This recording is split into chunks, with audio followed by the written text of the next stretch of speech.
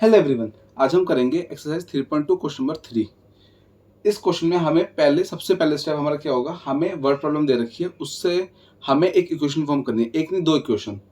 हमें दो condition given होगी, हमें पहले दो इक्वेशन फॉर्म करनी है और फिर सब्स्टिट्यूशन मेथड लगा के एक्स और वाई के लिए सॉल्व करनी है, मतलब फाइंड करनी है।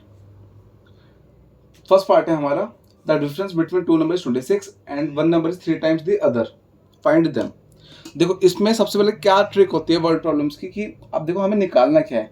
इसमें दो नंबर्स की बात करी हुई है, तो हम इसी को एक्स पे ले लेंगे। Let one number be x and other, या फिर सेकंड नंबर लिख दो आप, अदर नंबर बी वाई, यानी एक्स वाई ले लिए। अब बोला हुआ इनका डिफरेंस 26 है। डिफरेंस मतलब इनका माइनस, इन ये दोनों आपस में माइनस करके इक्वेशन बना रहे हैं, एक्स माइनस वाई इक्वल 26। ये मेरी फर्स्ट इक्वेशन आ गई। फिर बोला हुआ है आगे, and one number is 3 times the other. One number मतलब हो गया एक्स, इज मतलब इक्वल 3 टाइम्स। 3 टाइम्स होगा कि 3 मल्टीप्लाई, किससे मल्टीप्लाई करना है, अदर से, अदर नंबर से मतलब वाई। तो दूसरी इक्वेशन हमारी जो आ गई, एक्स इक्वल 3y। ये सेकंड इक्वेशन आ गई। अब आपको क्या करना है, बस दोनों एक्स वाई निकाल लें। सिंपल सा ट्रिक है, इसी एक्स को पुट कर दो फर्स्ट इक्वेशन में। पुट एक्स इन इक्वेशन 1, तो जाएगा 3y माइनस वाई इक्वल 26। यहाँ पे भी एक्स था, हमने वहाँ पे पुट करते 3y। अब 3y माइनस वाई हो जाएगा 2y इक्वल 26। 2 क्या डिवाइड में, तो 26/2 कट के 13 आ गया, y की वैल्यू 13 आ गई। अब हमें निकालना है x, तो पुट y इन इक्वेशन, देखो इक्वेशन 2 में पुट करना इजी रहेगा, तो पुट y इन इक्वेशन 2। आप 1 में भी कर सकते हो, 2 में भी कर सकते हो, दोनों से सेम आंसर आएगा, बट जो इजी लगे उसी में पुट करो। वैल्यू पुट कर दी ब्रैकेट में, ब्रैकेट मतलब मल्टीप्लाई, तो 13 × 3 39। तो एक्स और वाई की वैल्यूज आ गई। अब बस आपको, अच्छा वर्ड प्रॉब्लम से फिक्स है, आपको स्टेटमेंट लास्ट में सॉल्यूशन लिखना ही पड़ेगा कि जो हमारा आंसर आ गया, तो वो लिख दो one number equal 39, other number equal 13। तो मेरा एक्स वाई आ गए। अब next second part. Second part में बोला हुआ है, the larger of are two supplementary angles exist the smaller by 18 degree, find them. इसमें दो एंगल्स की बात करिए, एक बड़ा एंगल एक छोटा एंगल। तो क्या करेंगे, पहले तो let larger angle be x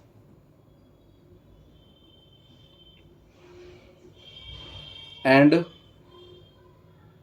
smaller angle be y. सबसे पहले हमारे आगे larger angle x, smaller y. अब बोला हुआ है कि दो the larger of two supplementary angles. सबसे पहले बात करिए supplementary angles.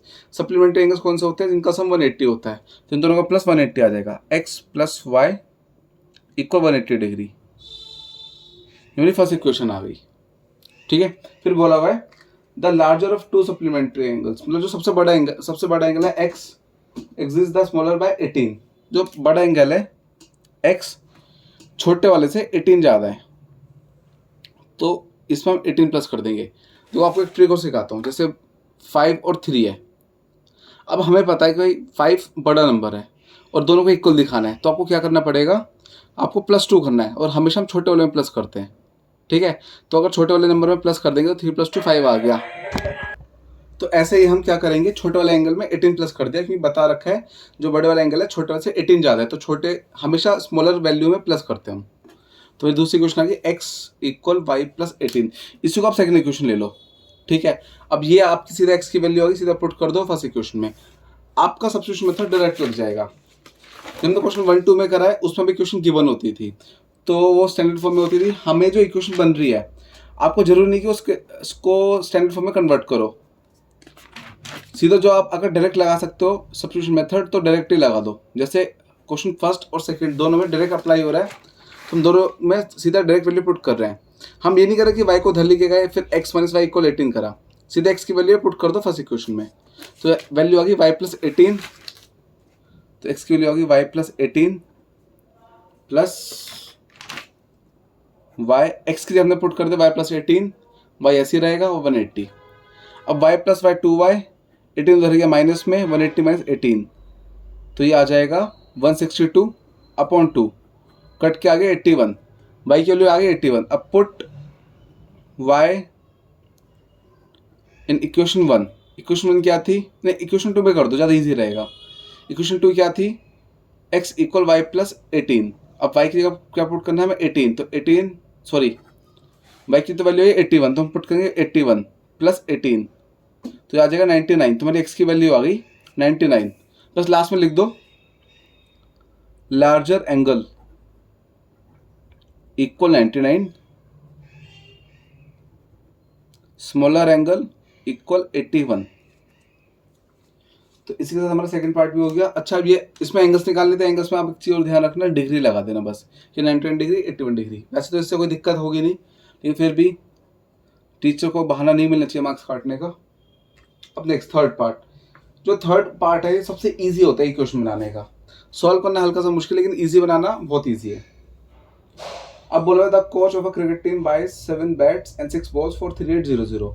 Letter she buys 3 bats and 5 balls for 1750। Find the cost of each bat and ball. हमें इसमें निकालना क्या है, कॉस्ट निकालनी है। तो उसी को हम ले लेंगे लेट एक्स वाई। तो लेट कॉस्ट ऑफ 1 बैट या ईच बैट ले लो, ईच बैट या 1 बैट भी ले सकते हो, be x, and cost of each ball be y. एक बैट की कीमत है x और एक बॉल की कीमत है y। अब बोला हुआ है कि 7 बैट और 6 बॉल लिए हैं, ठीक है। अगर एक बैट x का है तो 7 बैट कितने देंगे, 7x के। क्या ठीक है, अगर आप एक पेन लेने जा रहे हो मार्केट में 10 रुपए का, तो 10 पेन कितने हो जाएंगे, 10 मल्टीप्लाई 10 100। 7 पेन कितने हो जाएंगे, 7 मल्टीप्लाई 10 70। जितने भी वो होते हैं मल्टीप्लाई कर दो। 7 बैट लिए 7x, फिर साथ में लिए उसने 6 बॉल, तो प्लस 6y इक्वल आ जाएगा 3800, फर्स्ट इक्वेशन। फिर बोला हुआ है 3 बैट 5 बॉल्स, तो 3x प्लस 5y इक्वल 1750। तो मेरी सेकेंड इक्वेशन आ गई।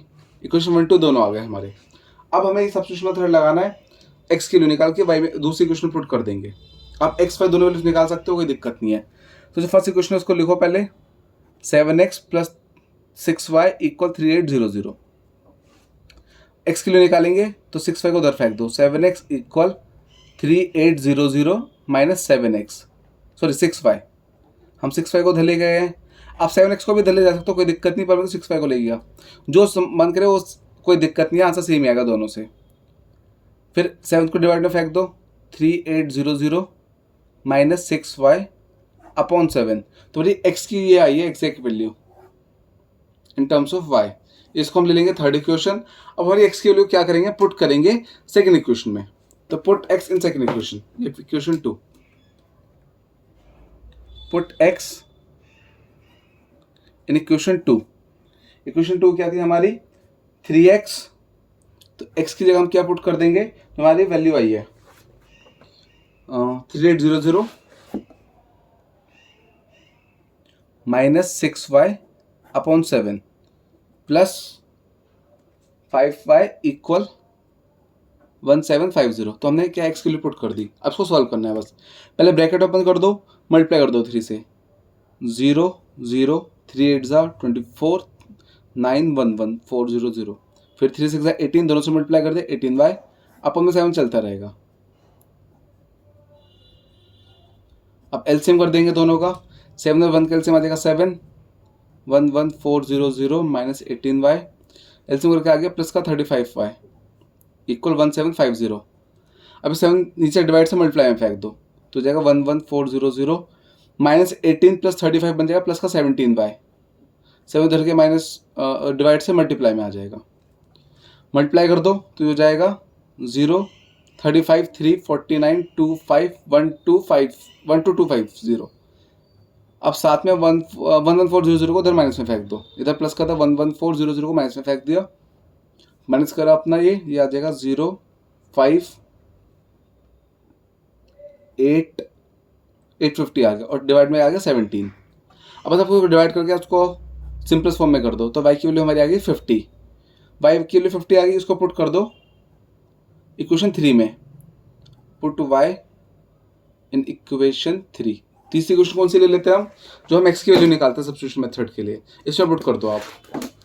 तो हो जाएगा x equal 3800 minus 6 bracket 50 upon में 7, 3800 माइनस 6 5 ज़ा 30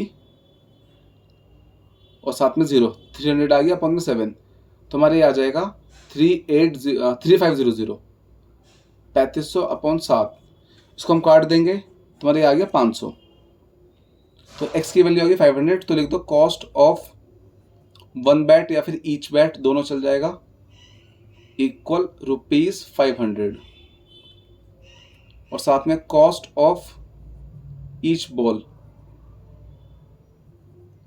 इक्वल ₹50, जो y के लिए 50 आ गई थी। Third part complete. Next start करते हैं अब fourth part.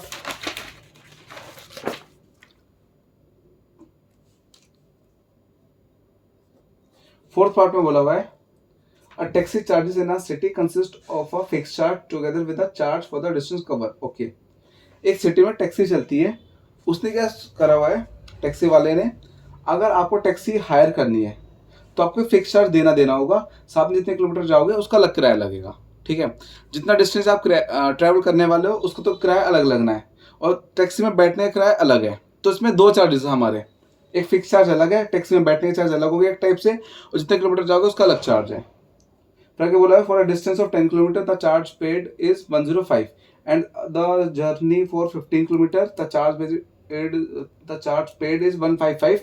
What are the fix charges paid, what are the fix charges and the charge per kilometre. Okay, सबसे पहले जो निकालना है उसको एक्स पे ले लेते हैं। हमें इसमें दो चीज निकालनी है। पहले तो let fix charge be ₹x and charge per kilometre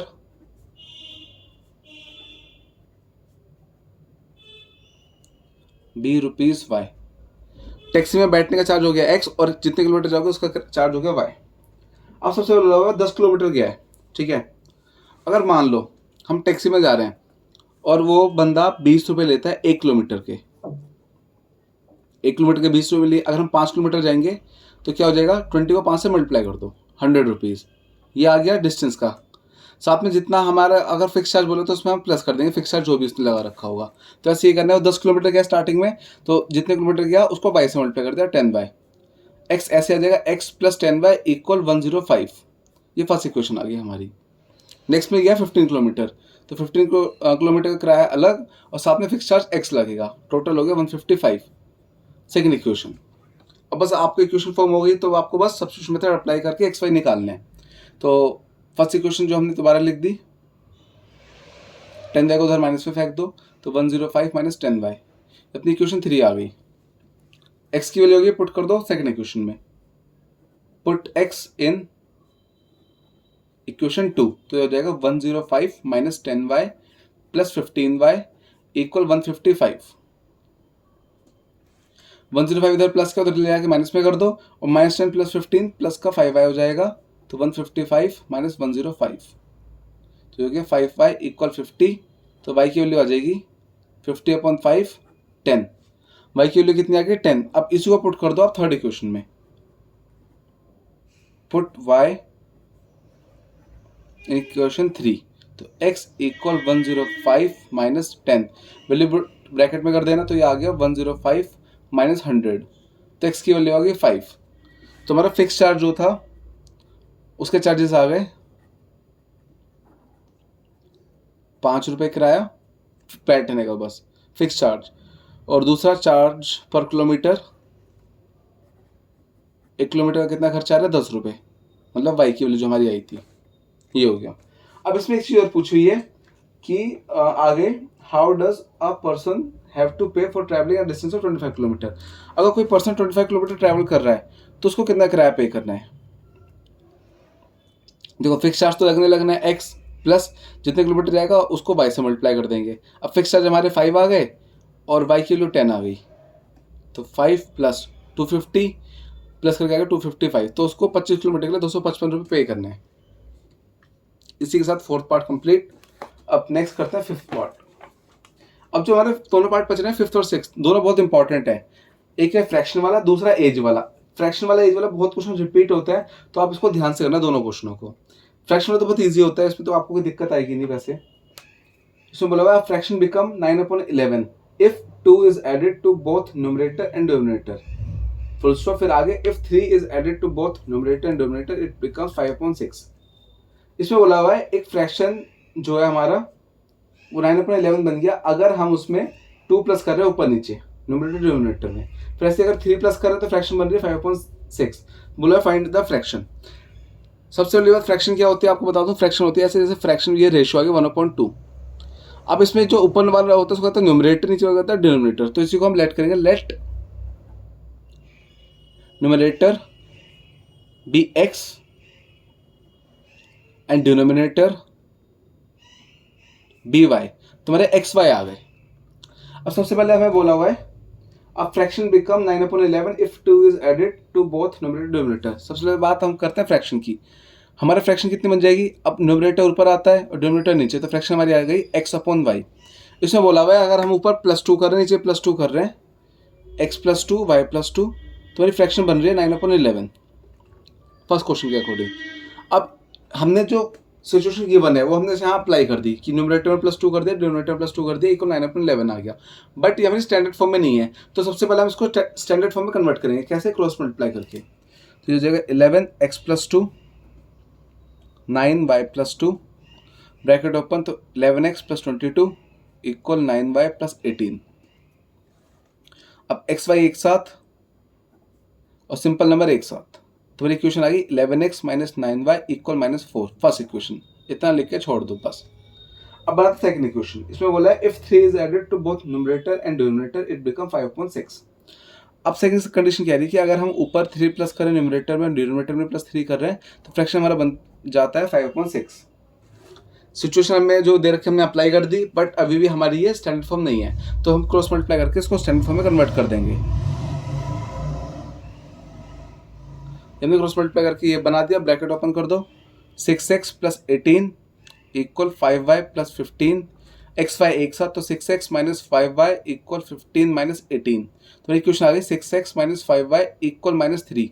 तो मेरी सेकंड इक्वेशन आ गई। तो ये दोनों इक्वेशन आ गई। फर्स्ट इक्वेशन आ गई 11x - 9y equal -4। Second equation आ गई 6x - 5y इक्वल -3। दोनों इक्वेशन हमारी आ गई है। अब हमें बस x y निकालना है, तो सबसे पहले क्या करो, आप दोनों इक्वेशन को एक साथ लिख दो। 11x - 9y इक्वल -4, दूसरा 6x - 5y इक्वल -3। दोनों इक्वेशन आ गई। अब x से y के लिए निकालो, पुट कर दो। अब x से भी निकाल, फर्स्ट इक्वेशन से भी निकाल सकते हो, सेकंड इक्वेशन से भी निकाल सकते हो। तो मैं फर्स्ट से निकाल लेता हूँ इक्वेशन से, किसी से भी निकाल सकते हो, कोई दिक्कत नहीं है। अब x को भी इधर ले जा सकते हो, y को भी इधर ले जा सकते हो, पर आपको इजी क्या रहेगा कि भाई इधर माइनस का 9y उधर जाकर प्लस हो जाएगा, तो अब इसको उधर ले जाओ, तो जाएगा 11x इक्वल -4 + 9y। फिर 11 के डिवाइड में, तो -4 + 9y अपॉन 11। तुम्हारी ये x की वैल्यू आ गई -4 + 9y अपॉन 11। इसको हम ले लेंगे थर्ड इक्वेशन।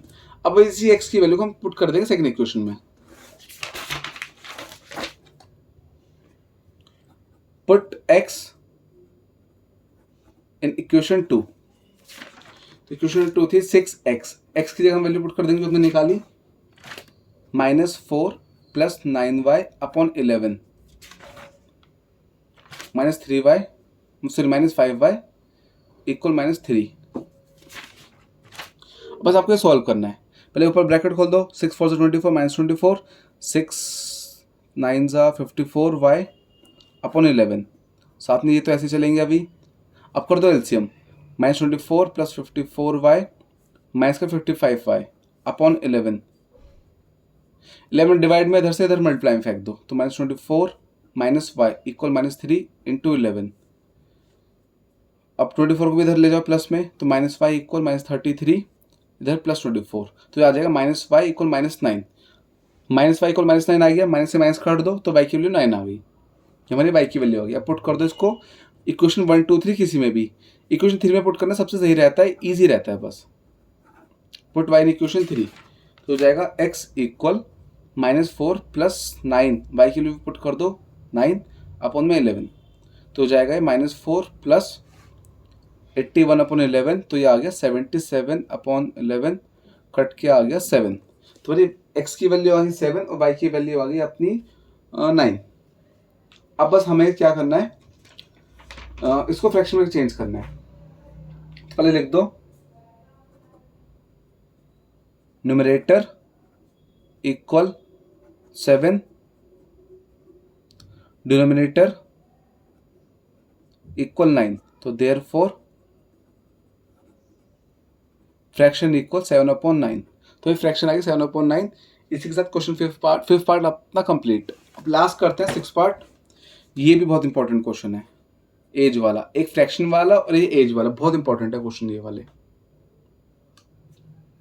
इसमें हमें बोला हुआ है 5 years hence the age of Jacob will be 3 times of his son। फिर बोला 5 years ago Jacob's age was 7 times of his son। What are their present age? तो हमें निकालना क्या, सबसे पहले ये देखो निकालना क्या, हमें इसमें निकालना जैकब और उसके सन की प्रेजेंट एज। तो लिख दो पहले एक्स वाई को ले लो, let present age of Jacob's be x years and present age of his sons be y years। Jacob की एज x ले ली और उसके सन की y। अब देखो कभी भी आपका एज वाला क्वेश्चन है तो आपको सबसे बेस्ट ट्रिक सिखा लो, सबसे सिंपल ट्रिक। सबसे पहले आप क्या करो, x इक्वल y ये ले लो, सोचो में ज्यादा, x इक्वल y ले लो। अब बोला हुआ है 5 years hence। हेंस मतलब होता है इन फ्यूचर, मतलब आज से 5 साल आगे। देखिए ऐसे आइडिया लेते हैं कि मान लो आपकी एज है आज 15 साल और आपके पेरेंट्स की एज, मान लो आपके फादर की एज ले लेते हैं 35। आज से 5 साल बाद तो आपकी एज कितनी हो जाएगी, +5 करके 20। आपके फादर की एज कितनी हो जाएगी 40। तो अगर आज से 5 साल आगे बोला हुआ है तो दोनों की एज प्लस हो रही है, जो सबकी एज एक साथ इंक्रीज होती है। तो ऐसे बोला हुआ है मैं 5 years hence मतलब 5 साल आगे, तो दोनों में +5 कर दो, तो दोनों की एज बढ़ गई 5 साल से। जैकब मतलब x + 5 will be 3 times of his sun. Jacob अपने बेटे से 3 गुना हो जाएगा, ठीक है। अब देखो इसमें इज, विल या फिर वॉज, अगर कभी भी ऐसा वर्ड यूज करें तो आप इक्वल लगाना होता है हमें। तो बोला हुआ था हमें क्या, 5 years hence Jacob will be, will आगे तो equal 3 times of his son, son भी प्लस कर दिया +5। अब ब्रैकेट खोल दो, x + 5 equal 3y + 15, bracket open कर दिया। अब इसको इधर ले आओ, x - 3y इक्वल 15 - 5। तो फर्स्ट इक्वेशन आ गई x - 3y इक्वल 10, ये मेरी फर्स्ट इक्वेशन आ गई। अब आगे 5 years अगो, अगो मतलब 5 साल पहले, तो माइनस कर दो इस बार दोनों से। अगो मतलब 5 साल पहले, जैकब वॉज मतलब इक्वल 7 टाइम्स, तो 7 से मल्टीप्लाई करना है हमें किसको, ऑफ हिज सन, अपने उसके बेटे से। अब ब्रैकेट ओपन कर दो, तो x - 5 इक्वल 7y - 35। 7 को दोनों से मल्टीप्लाई कर दिया, 7y इधर लिया हो, तो x - 7y - 35 + 5। तो हमारी इक्वेशन आ गई x - 7y इक्वल -30। मेरी सेकंड इक्वेशन आ गई, हमें फर्स्ट सेकंड दोनों इक्वेशन आ गई। अब बस हमें x y निकालना है। तो अब फर्स्ट इक्वेशन को दोबारा लिख दो और 3y को उधर ले जाओ, तो हमारी आ गई x इक्वल 10 + 3y, अपनी थर्ड इक्वेशन आ गई। इसी को पुट कर दो, पुट x इन इक्वेशन 2। याद रखना कि हम फर्स्ट से वैल्यू निकालेंगे x या y की, तो हमेशा सेकंड में पुट करना है। अगर सेकंड से निकालेंगे तो फर्स्ट में पुट करेंगे। तो x की वैल्यू होगी 10 + 3y, साथ में चल रहा है -7y इक्वल -30। तो हो जाएगा 10 + 3 - 7 माइनस का 4y इक्वल -30। अब y निकाल देंगे, 10 को उधर ले जाओ, तो -4y -30 -10, तो ये आ गया -4y -40। माइनस से माइनस किया तो y की वैल्यू आ गई 40/4 10। तो मेरे y की वैल्यू आ गई 10। अब इसी को आप पुट कर दो थर्ड इक्वेशन में, पुट y इन इक्वेशन 3।